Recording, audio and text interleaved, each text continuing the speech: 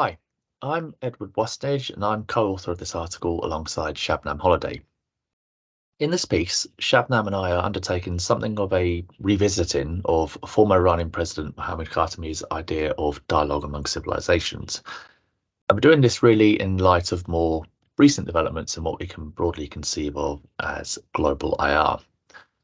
Now, our starting point for undertaking this joint piece of work was our own previous research into Iranian domestic politics and foreign policy.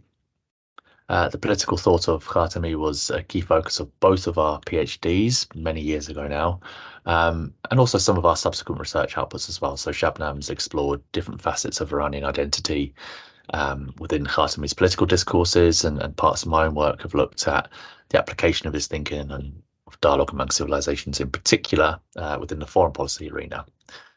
And we also both come from more of an area studies background, I'd say, originally, but we increasingly work and publish within the world of IR. So within this paper, we both felt that the move or increasing popularity in the last decade or so towards global IR provided something of a space to think again about some of Khatami's ideas and to see how it can perhaps speak to global and also post-colonial IR debates too.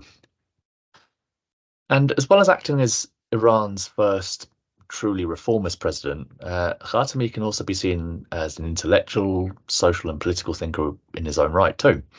He's published variously on different aspects of Western and Islamic political philosophy, and that background really fed into his ideas about how Iran has been understood and how it's positioned on the world stage.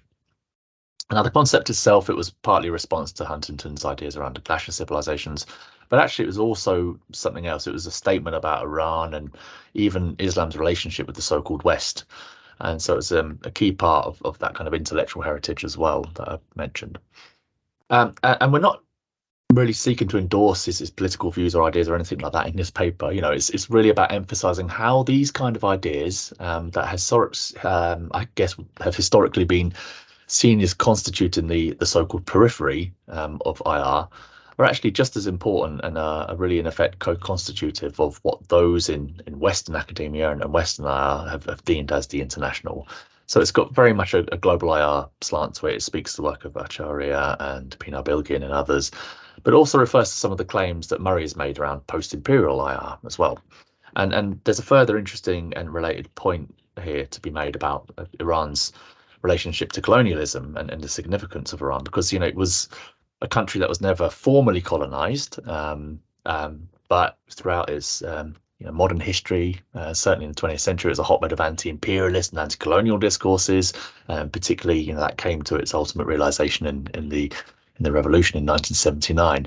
And there's been a long history of or sense of interference by other great powers throughout its history too. It's also a country as well that's subjected to often quite crude and one could even say orientalist stereotyping within much policy, media and even academic debate, particularly within IR and related aspects of foreign policy analysis. So what we wanted to do here was show how exploring this idea of dialogue among civilization is actually useful in pushing back against some of those more Eurocentric tendencies within the discipline.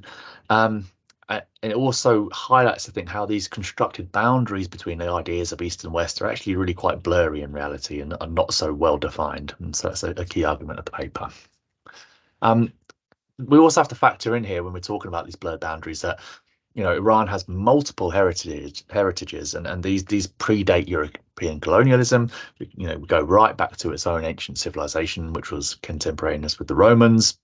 It was a key actor within the Islamic world, remains so, and these are all manifested in a concept like dialogue among civilizations, which, although it makes use of some civilizational reference points, it draws upon multiple historical and intellectual heritages simultaneously. So in the paper itself, as I said, we situate ourselves within the milieu of global and post-imperial IR, and we then go on to take a deeper look at Iran's multiple heritages, which provide I'd say, the contextual background that's needed for understanding something like dialogue among civilizations and the various claims that Khatami was seeking to make through articulating that call. And that then sets the stage for a more focused look at how Khatami's ideas around dialogue were articulated within various contexts, both philosophically and in terms of IR debates as well.